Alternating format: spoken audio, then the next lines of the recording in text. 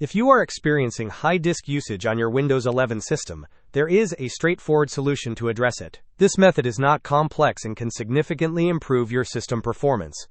First, you need to access the Services application on your computer. You can do this by opening the Windows search bar and typing Services.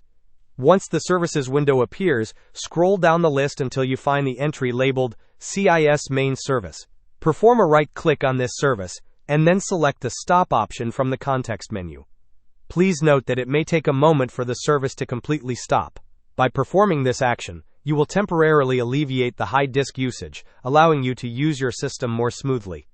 You can restart your computer at a later time when you have more time available, and this fix should hold for the current session. Hope this was helpful. Don't forget to like and subscribe if you enjoyed. As always, thanks for watching, and I will see you in the next video.